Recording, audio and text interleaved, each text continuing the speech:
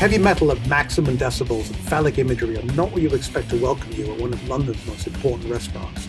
Yet that's exactly what you're going to get at Black Axe Mangal. Literally every chef I spoke to in the city told me that I had to try this place. Chef Leah Tiernan has worked and trained at some of the city's most acclaimed kitchens, but now at Black Axe, he's highlighting the multiculturalism of this vibrant international city. He does this by leaning on his passion for British cooking tradition, using native ingredients, but incorporating the influences of the immigrants that have made London what it is today. The result is a menu that could only really exist right here in London town.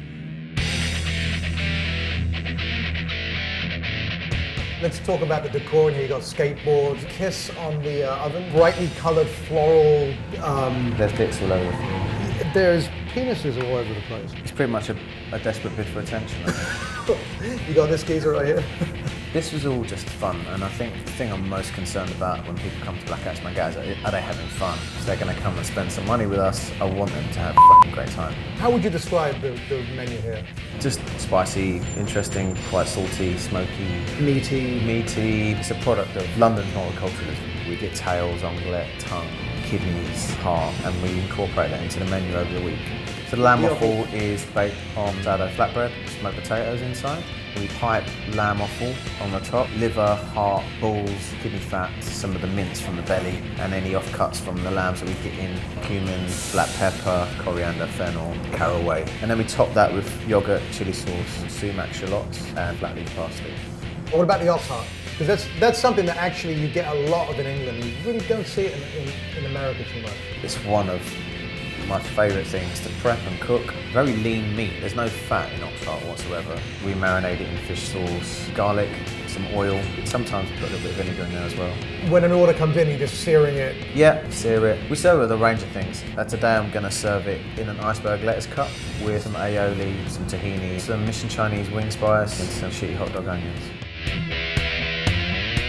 The final dish is smoked pig cheek.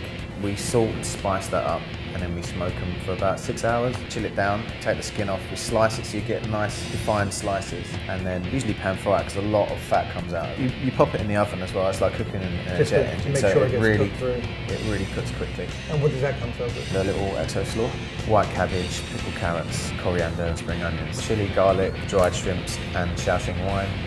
All right, well listen, can't hear this much about food and not eat food. Let's get in the kitchen.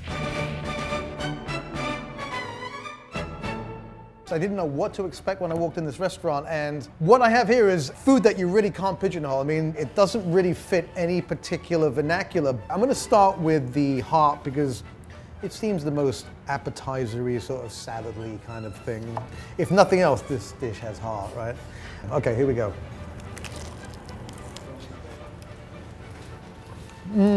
It's a bit messy, but quite delicious. So what I'm really getting is a really nice, tangy, rich creaminess from the sauce, nice snap and crunch from the pickle, but then you get the flavor of the heart itself, and it is a very lean muscle, but you know, by conscientiously cooking it and slicing it, it can become tender. I mean, it's never going to be filet mignon, but it's going to have a lot more flavor. It's a perfect thing to start the meal with because it just puts your taste buds on like 11. Like, it's so filled with like things that just stimulate your senses. The pig cheeks.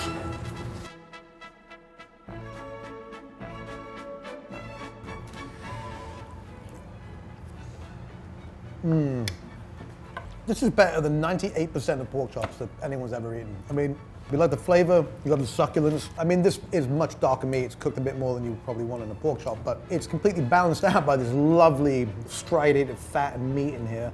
And actually, let's get in there and try that little bit of gland down the bottom. It's a very interesting texture, very gelatinous, but it's not like fat. It's meaty, but so soft that it just wilts on the mouth, right? Just kind of dissolves almost instantly. This is really amped up, this slaw. The flavors are so, it's hard to really pigeonhole them. I mean, ostensibly you consider them predominantly Asian because there's a lot of chilies and star anise in a lot of this. I mean, this pork is so British tasting. All the great pork comes from Britain. The original breeds of pig that we eat throughout the world, just like beef, originates in the British Isles, and this is just world-class pork. The lamb offal. So look, classic flatbread. I mean, really, if you think about it, like, you know, one of the first things that humans probably ever evolved to cooking was was a bread, and then somebody probably made one, made a flatbread, and then threw something on it, and it was probably animal. I mean, I just fold it up and start fucking eating it. There you go.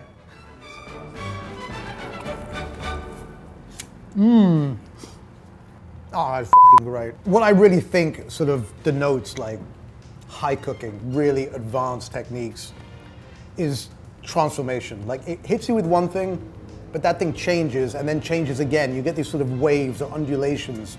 And this is like a perfect example. The first thing that hits you is that hot sauce. It's acidic, it's bright, it excites the palate.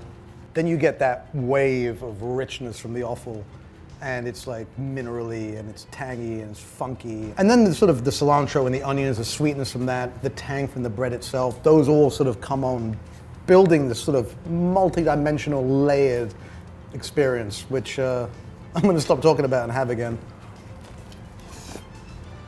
The lamb offal flatbread, it is utterly sensational, but honestly, you can't go wrong with whatever you get here. It's just really unexpectedly vibrant, bright food in just a really fun environment. And if you order the whole menu, they'll get you drunk for free. So, thank you so much for watching. Click here for the next episode. So, if you've watched the meat show before, you're probably sick of me talking about how wonderful I find the cap of the rib steak, which is spinatus dorsi muscle. But for the new guys, that's my